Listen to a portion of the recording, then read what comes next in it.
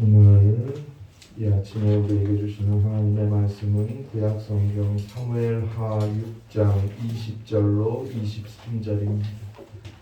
구약성경 473년입니다.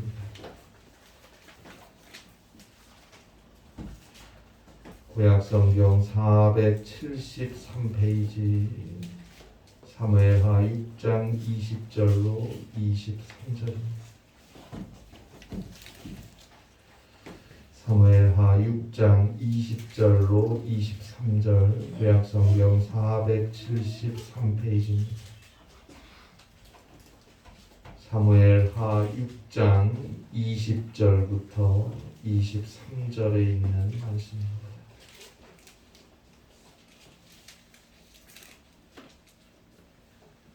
사무엘하 6장 20절로 23절 귀한 하나님의 말씀 우리 함께 한 목소리로 봉독하겠습니다. 다윗이 자기의 가족에게 축복하러 돌아오매 사울의 딸 미갈이 나와서 다윗을 맞으며 이르되 이스라엘 왕이 오늘 어떻게 영화로우신지 방탕한 자가 영치 없이 자기의 몸을 드러내는 것처럼 오늘 그의 신복의 계집종의 눈앞에서 몸을 드러내셨도다 하니 다윗이 미갈에게 이르되 이는 여호와 앞에서 한 것이니라. 그가 내 아버지와 그의 온 집을 버리시고 나를 택하사 나를 여호와의 백성 이스라엘의 주권자로 삼으셨으니 내가 여호와 앞에서 뛰놀리라. 내가 이보다 더 낮아져서 스스로 천하게 보일지라도 내가 말한 바 계집종에게는 내가 높임을 받으리라 한지라. 그러므로 사울의 딸 미갈이 죽는 날까지 그에게 자식이 없으니라. 아멘. 20세기 예일대 교수이자 유명한 기독교 윤리학자였던 헬무트 리차드 니버가 쓴 The Responsible Self라는 책이 있습니다. 책임적 자아라는 제목으로 우리나라에 출간되었는데요. 그 책에서 니버는 인간을 세 가지 유형으로 나누고 있습니다. 한 유형은 내 목적, 자기 목적을 이루려는 사람이 있습니다. 그리고 또 한 유형은 자기 공동체만 생각하는 사람입니다. 그리고 마지막은 책임을 지는 사람입니다. 그는 언제나 나보다 남을 먼저 생각합니다. 중심 생각이 나 자신이 아닌 타인에 가 있습니다. 여기서 나오는 것이 응답의 윤리입니다. 응답의 윤리. 응답하는 것입니다. 누가복음 10장에 보면 한 율법 교사가 예수님께 질문을 합니다. 누가 나의 이웃입니까? 그때 예수님께서 비유를 들어서 말씀하십니다. 어떤 사람이 예루살렘에서 여리고로 가는 길에 강도를 만났어요. 강도들이 그 사람의 옷을 벗기고 거의 죽을 만큼 때렸어요. 그리고 그를 그대로 버리고 갔어요. 여기서 강도는 자기 목적을 이루기 위해 사는 사람입니다. 남이야 어찌 되든 말든 별 상관없어요. 어떻게 해서라도 빼앗아서라도 자기 목적만 이루면 돼요. 자, 이제 강도 만나 쓰러져 있는 이 사람 곁을 레위인이 지나가게 되었어요. 그런데 그냥 피해갑니다. 보고도 피해가요. 왜요? 레위인은 종교인이고 제사장 가문 사람이에요. 피를 함부로 만지면 안 돼요. 부정한 거니까. 또 어쩌면 그날이 안식일이었는지도 모르겠어요. 안식일에 부정한 것을 만지면 안 되니까. 물론 일도 하면 안 돼요. 사람 살리는 것도 일이니까. 자기 공동체만 생각하는 사람입니다. 나름대로 이유가 있어요. 요즘 우리들의 모습도 이럴 때가 많아요. 이유 없는 무덤이 없다고 다 나름대로 자기 이유가 있어요. 그리고 거기에 동조하는 사람들도 꽤 많아요.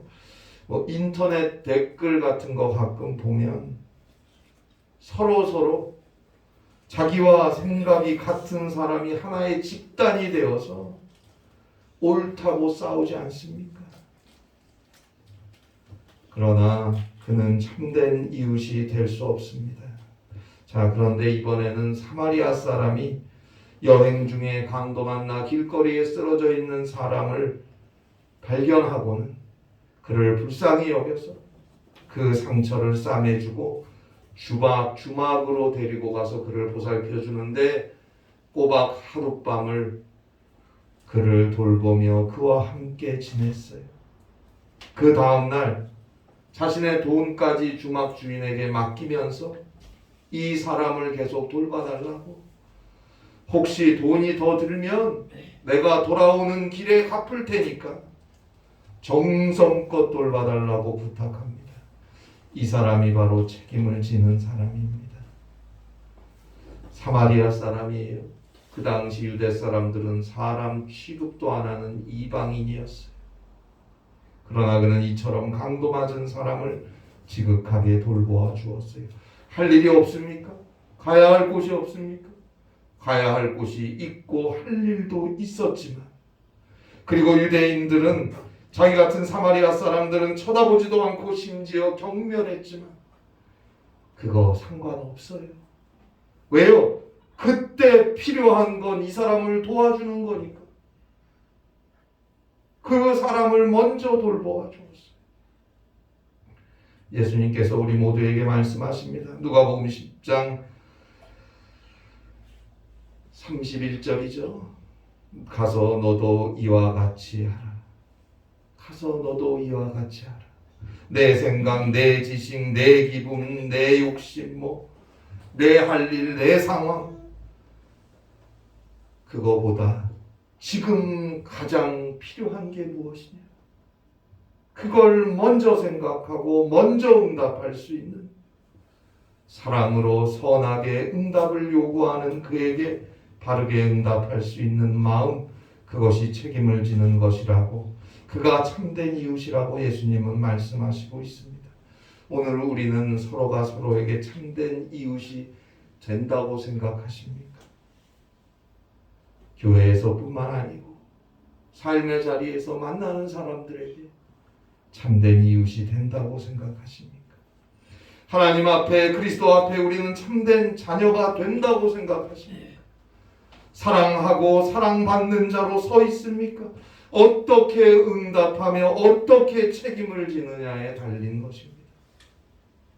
오늘 우리가 보게 되는 성경에는 하나님의 언약궤가 예루살렘으로 돌아오는 기사가 나옵니다. 언약궤는 하나님의 임재를 상징하는 것입니다. 오늘 성경 앞에 사무엘하 5장 17절에 보면 그 당시 대적이었고 이스라엘을 괴롭혔던 블레셋을 다윗의 군대가 쳐서 물리쳤습니다. 이겼어요. 그리고 오랜 시간 동안 블레셋에게 빼앗겨 있었던 하나님의 언약궤를 되찾아오게 되었습니다. 이건 하나님의 백성들에게는 아주 크고 두려운 일인 거예요. 오늘 성경 사무엘하 6장 1절에 보듯이 다윗은 이 일을 하기 위해 3만 명을 뽑았어요. 3만 명을 모았어요. 그만큼 하나님의 궤를 운반하는 일을 소중하게 여기고 준비했어요. 자, 이제 다윗이 그들과 함께 바알라의 유다에 있었던 하나님의 궤를 예루살렘으로 옮기며 행진을 시작합니다. 사무엘하 6장 3절에 보니까 새 수레에 궤를 싣고 와요. 5절에 보니까 악기와 수금과 비파와 소고와 양금과 제금, 한마디로 모든 악기를 총동원하여 하나님을 찬송하며 언약궤를 예루살렘 다윗성으로 모시고 행진하며 오는 것입니다. 하나님의 임재가 이스라엘 국가 전체에 이제 앞으로 펼쳐질 새로운 수도 거룩한 성 예루살렘에 임하는 시간입니다. 종교적인 설렘과 떨림, 경건한 마음뿐 아니라 애국적인 열정까지 함께 어우러져서 언약궤가 예루살렘으로 오는 시간인데 여기서 사고가 터집니다. 하나는 사무엘하 6장 6절로 8절에 나오는 웃사의 죽음입니다.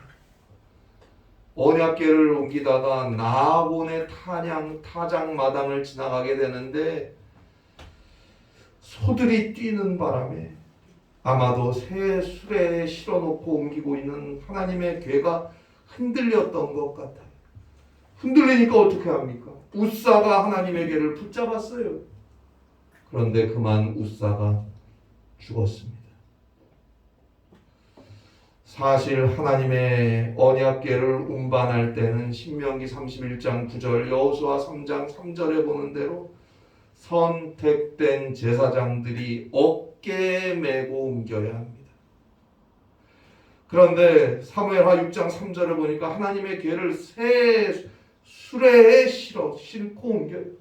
그 수레를 웃사가 몰았던 거예요. 여기서부터 잘못된 것입니다. 너무 오래도록 이스라엘은 하나님의 율법을 떠나 있었고 언약의 궤를 너무 오랫도록 빼앗긴 채 영적 무지 속에 살고 있었어요. 그러니 3만 명이나 모아서 감격하고 설레이는 마음으로 대대적으로 하나님의 궤를 모시고 오게 했지만 처음부터 이런 잘못을 저지르고 있었던 거예요. 그러나 잘못인지를 몰라요. 왜요? 영적으로 무지하니까요. 그저 많이 모여서 자기들 보기에 성대하게 하면, 사람 보기에 좋으면 좋은 건 줄 알고 3만 명이 바알레 유다로 가서 번쩍이는 새수레에 하나님의 궤를 싣고 온갖 악기들로 연주하며 성대하게 예루살렘을 향해 오는 거예요. 신나서. 자, 그러다가 그만 소들이 뛰는 바람에 법궤가 흔들리니까 수레를 몰던 웃사가 손을 대었어요. 이것은 당시 율법으로 올 때 하나님을 모독하는 것입니다. 하나님이 선택한 레위인, 제사장이 아닌 사람이 거룩한 법궤에 모르고라도 손을 대는 것은 신성모독이었어요. 출애굽기 25장 12절로 14절, 민수기 4장 5절로 6절에 규정하고 있습니다. 결국 웃사가 그 자리에서 죽었어요. 다윗도 당시 종교 지도자들도 하나님의 말씀에 무지한 채 자기 감정에 도취돼서 자기 열심에 빠져서 자기 뜻대로 하나님의 일을 하려다가 이런 일이 일어난 거예요. 여러분, 하나님의 뜻이 중요한 거예요. 하나님의 말씀이 중요한 거예요. 하나님의 일은 하나님의 뜻대로 따라해야 하는 것입니다. 하나님의 일은 하나님이 하시는 거예요. 나를 통해서, 우리를 통해서 하나님의 방식대로 하나님이 하시는 거예요.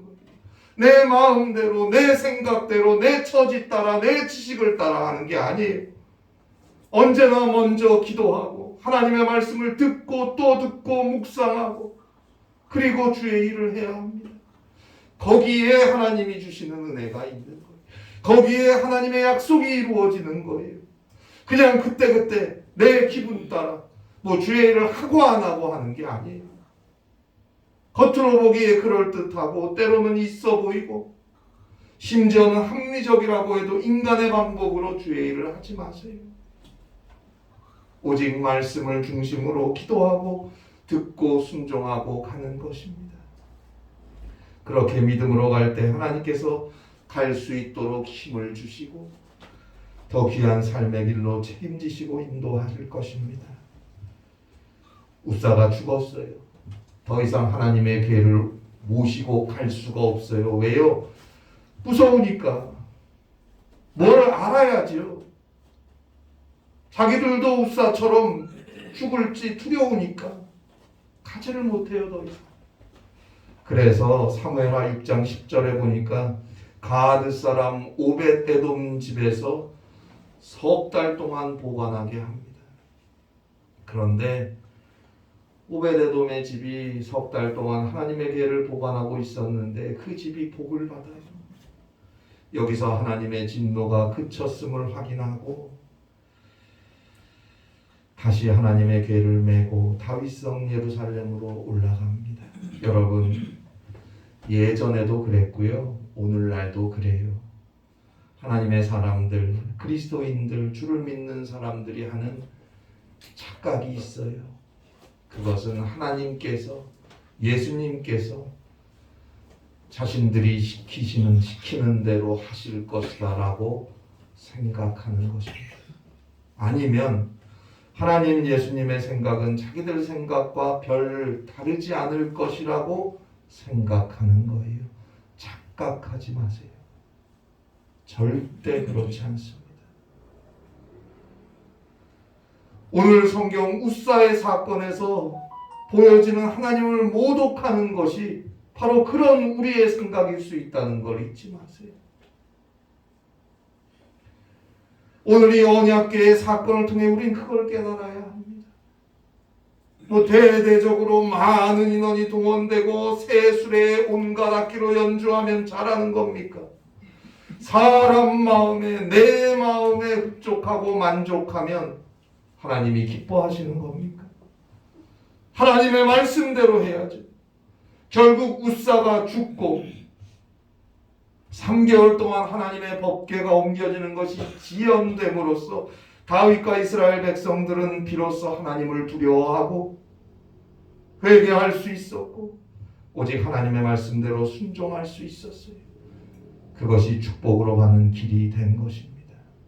나는 한다고 하는데 내 생각엔, 우리 생각엔 그래도 한다고 하는데 왜 안 되냐? 에이, 그만두자. 그거 아닙니다. 하나님의 뜻이 아닌 내 뜻을 따라 하나님의 말씀이 아닌 내 마음 가는 대로 언제나 하나님께 좋은 게 아닌 내가 좋을 대로 하지는 않았는지 하나님의 말씀에 비추어서 진실하게 하나하나 돌아보고 회개하고 주의 말씀에 순종함으로 믿음으로 갈 때 하나님의 은혜, 주의 축복이 하나하나 주어지는 것입니다. 자, 이제 하나님의 궤가 예루살렘 다윗성으로 들어왔어요. 다윗은 하나님 앞에 힘을 다해 춤을 추었어요. 너무 기쁘니까요. 이제 모든 법궤 이전의 절차가 마무리되고 다윗이 가족들에게 돌아왔는데 여기서 문제가 또 생깁니다. 사랑으로 환영하며 맞아주어야 할 자기 아내가 자기를 비난합니다. 오늘 성경 사무엘하 6장 20절입니다. 다윗이 자기의 가족에게 축복하러 돌아오매 사울의 딸 미갈이 나와서 다윗을 맞으며 이르되 이스라엘 왕이 오늘 어떻게 영화로우신지 방탕한 자가 염치 없이 자기 몸을 드러내는 것처럼 오늘 그의 신복의 계집종의 눈앞에서 몸을 드러내셨도다 하니. 자, 그 앞에 사무엘하 6장 16절 마지막에 보면 미갈이 다윗성 창문으로 다윗이 마당에서 춤추는 모습을 보고 업신여겼다. 그렇게 기록되어 있어요. 왜요? 14절에 보니까 다윗이 여호와 앞에서 힘을 다해 춤추는데 다윗이 에봇을 입었어요. 에봇은 왕의 옷이 아니에요. 제사장이 제의를 드릴 때 입는 옷이에요. 자, 고대에는 왕이 제사장 직임도 수행했으니까 왕인데 제사장 옷을 입은 게 문제가 아니고 중요한 건 에봇 속에 갖추어서 입어야 하는 복장이 있는데 그것은 제대로 갖추어 입지 않고 겉에 에봇만 입은 것 같아요. 이해하기 쉽게 말씀드리면 예배 때 집례자가 가운을 입을 때가 있죠. 항상 입는 분들도 계시고 저는 성례나 세례나 뭐 이렇게 성찬을 할 때는 가운을 입는데요. 속에 양복을 입고 가운을 입어요. 그런데 속에 제대로 의복을 입지 않고 겉에 가운만 입은 것과 같은 거예요. 왜 그랬는지 알 수 없지만 어쨌든 그렇게 된 거예요. 그러니 힘을 다해서 춤을 출 때 겉에 입은 에봇이 들춰지는 순간에 속살이 드러났던 것 같아요. 어떻게 왕이 그럴 수가 있느냐 그 말이에요. 사실 미갈은 다윗을 잘 알아요. 사무엘상 18장 20절에 보면 미갈은 다윗을 사랑했다 그렇게 기록하고 있어요. 여러분, 당시가 가부장적 사회였어요. 성경에도 남자가 여자를 사랑했다는 표현은 종종 나와요. 그런데 여자가 남자를 사랑했다는 표현은 안 나와요. 가부장적 사회였으니까. 그런데 사무엘상 18장 20절에 보면 미갈이 다윗을 사랑했다 이렇게 기록하고 있어요. 그런데 다윗이 미갈을 사랑했다는 말은 없어요. 그리고 사무엘상 18장 21절에 보니까 이런 딸의 감정을 이용해서 당시 자신의 왕위를 위협했던 다윗을 제압하려는 마음으로 아버지 사울 왕이 다윗에게 이 딸을 준 거예요. 그 결혼이 제대로 될 리가 있습니까? 결국 둘이 결혼은 했는데 사울이 다윗을 죽이려고 해요. 그게 다윗이 도망을 가잖아요. 그런데 다윗과 미갈은 함께 가지 못했어요. 자, 다윗이 사울에게서 도망쳐서 헤브론에 가서 유다의 왕이 되었어요. 그런데 북쪽 이스라엘 연합 지파에서는 사울의 아들 이스보셋이 왕이 되었어요. 자, 다윗은 그동안 여러 명의 부인을 얻어서 여러 명의 자녀들을 낳고 살았어요. 그것이 사무엘하 3장 2절로 5절에 자세하게 그 이름들이 다 나와요. 그런데 사울의 아들이 이스라엘 북쪽에 왕이 된 소식을 듣고는 이스라엘을 전부 통일한 왕이 되기 위해서인지 이제 와서 이미 헤어진 지 오래된 사울의 딸 미갈을 다시 찾아요. 그런데 사무엘하 3장 15절 16절에 보니까 미갈은 이미 남편이 있었어요.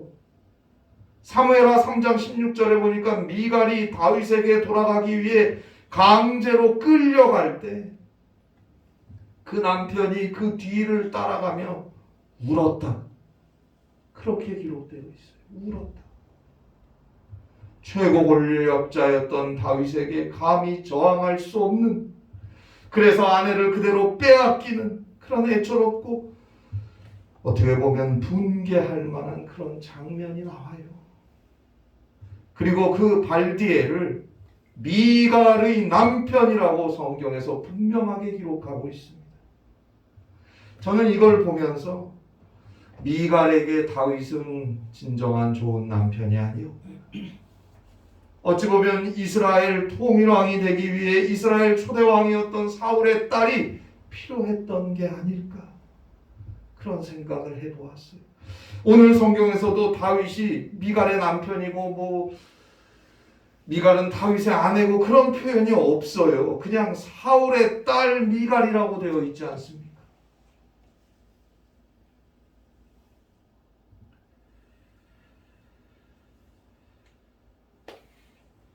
자, 오늘 성경에 보면 다윗성 마당에서 하나님의 괴를 모시고 들어와서 모두 기뻐하고 감사하고 찬송하고 하나님께 제사를 드리는데, 그래도 이스라엘 초대왕 사울의 둘째 딸이고 명색이 다윗 왕의 아내인데 미갈은 그저 성 안에서 창문으로 그 장면을 보고 있잖아요. 아마 갇혀 있었을지도 모르겠다, 그런 생각도 해봅니다. 그 많은 여인들과 그 많은 자식들 낳고 좋은 시절 다 살아놓고 멀쩡히 다시 가정 꾸리고 잘 살고 있는 자기를 강제로 끌고 데리고 온 다윗. 미갈이 오늘 성경 사무엘하 6장 20절 중간부터 다윗에게 방탕한 자가 염치 없이 자기 몸을 드러내는 것처럼이라고 비판하는 것이 당연하다는 생각도 해봅니다. 다윗은 결코 미갈에게 남편으로서 잘한 게 없으니까요. 다윗이 잘못한 것은 잘못한 대로 지적을 받아야 합니다. 그러나 오늘 하나님의 법궤를 모시고 들어와서 많은 사람들 앞에서 체면도 뭐도 따지지 않고 마음껏 춤을 춘 것은 21절에 보듯이 하나님 앞에서 한 것이다 라고 다윗은 말하고 있습니다. 그리고 21절 마지막이죠. 내가 여호와 앞에서 뛰놀리라. 내가 여호와 앞에서 뛰놀리라. 앞으로는 오직 하나님만 바라보며 하나님 앞에서 하나님의 뜻을 따라서 살겠노라 라는 그런 다짐이고 의미입니다. 비록 그렇게 사는 모습이 22절에 보듯이 내가 이보다 더 낮아져서 스스로 천하게 보일지라도, 내가 이보다 더 낮아져서 스스로 천하게 보일지라도, 설령 내가 스스로 천하게 보이게 돼도, 그래서 미갈 당신의 말처럼 그 당시 가장 낮은 계층의 사람, 다윗의 신복의 계집종마저도 다윗을 비웃을 것 같은 상황이 되어도 하나님께서 그 사람들 앞에서 그렇게 업신여김을 받도록 나를 내버려 두지 않을 것이다. 하나님께서 나를 높여주실 것이다. 당신이 말하는 대로 사람들이 나를 업신여기지 않도록 하나님께서 친히 높여주실 것이다 라고 말하고 있습니다. 그래요, 우리가 하나님의 뜻, 그리스도의 뜻 앞에 정말 민감하게 주의를 기울이고 사람 소리에 민감하게 반응하지 말고 하나님 소리에 좀 예민하게 민감하게 반응하고, 그리고 기도하며 순간순간을 믿음으로 선택하며 행할 수 있을 때, 우리 생각에는 사람들이 비웃을 것 같은 그런 일일지라도, 또 나 스스로 이래서 내가 손해일 것 같고 내 생각에도 별로 썩 내키지 않고 그런 일일지라도 내가 정말 주님을 민감하게 생각하고 기도하고 믿음으로 행했다면 하나님께서 그 일과 그 사람들 앞에서 친히 우리를 높이시고 존귀하게 해 주실 것입니다. 그래서 다윗이 하나님 앞에서 너무 기쁘고 좋아서 하나님을 사랑하여 전심으로 춤을 추고 찬양을 했는데, 미갈이 보기엔 속살을 보였으니까 신하들 중에서 가장 낮은 사람들도 왕인 당신을 앞으로 업신여길 것이다 라고 했지만, 천만에요, 이 일 이후로 다윗은 이스라엘 역사상 더할 나위 없는 가장 강력하고 부강한 통일 국가를 이루었고 가장 위대한 왕으로 오늘까지도 추앙을 받고 있지 않습니까? 하나님이 높여주시는 삶을 다윗은 산 것입니다. 왜요? 하나님 앞에서 언제나 하나님의 뜻에 민감하게 주 앞에서 마음껏 믿음의 삶을 살았기 때문에 하나님이 그를 끝까지 존귀하게 하신 것입니다. 노자의 도덕경에 세 가지 유형의 인간을 말하고 있어요. 상사, 중사, 하사입니다. 하사는 참 좋은 얘기다, 듣고 맙니다. 사는 건 여전히 자기 생각대로, 자기 좋을 대로만 살아요. 아무리 들어도 들을 때뿐이고 그 생각대로 살지 못해요. 하사입니다. 중사는 연꽃 같은 존재예요.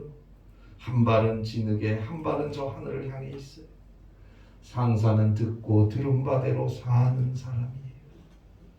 우리 대부분은 중사 아닙니까? 갈팡질팡 이러지도 저러지도 못하고 그러고 있지 않습니까? 죄로 인해 죽을 수밖에 없는 우리를 용서하시고 구원하시기 위해 하나님의 독생자 예수 그리스도께서 인간이 되어 이 땅에 오시고 우리를 대신하여 우리의 죄악을 모조리 다 담당하시고 저 죄인의 십자가에서 죽으시고 죽은 자 가운데서 다시 살아나셨어요. 그 예수 그리스도의 은혜로 우리는 죄사함을 얻었고 그 예수 그리스도의 은혜로 우리는 죽음을 넘어서 저 영원한 천국, 영원한 생명, 구원을 얻게 되었습니다. 그 하나님의 사랑, 그리스도의 은혜로 죄사함 받고 구원받은 우리에게 이제 하나님은 응답을 요구하십니다. 하나님의 뜻에 믿음으로 응답하여 줄 것을 요구하십니다. 계속 내 생각, 내 지식, 내 상황, 내 처지, 내 경험, 주변 사람들의 소리를 따라 응답하고 거기에 예민하게 살지 말고 오직 하나님의 음성, 그리스도께서 원하시는 그 소리를 더 크게 듣고 그 길을 따라갈 것을 원하고 계십니다. 그것이 회개 아닙니까? 회개하고 더 주의 말씀을 중심으로 선택하며 믿음의 길을 가야 합니다.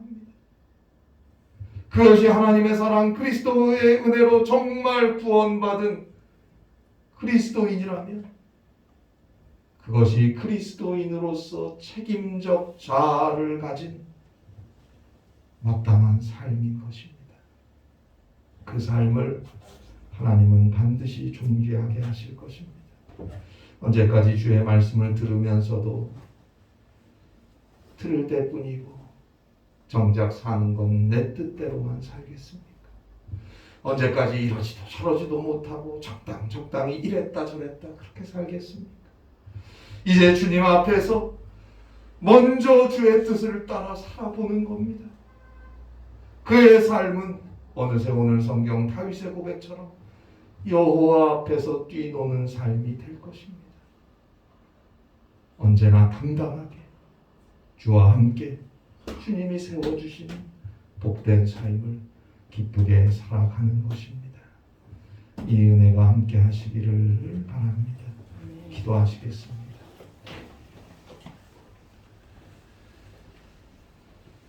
하나님 아버지, 주님 안에서 주님 앞에서 주와 함께 살기를 원합니다. 성령께서 함께하여 주시옵소서. 오직 기도하고 주를 믿는 믿음 안에서 주어진 삶을 살아가게 하여 주시옵소서. 하나님 앞에서 뛰노는 자의 기쁨과 행복, 소망을 허락하여 주시옵소서.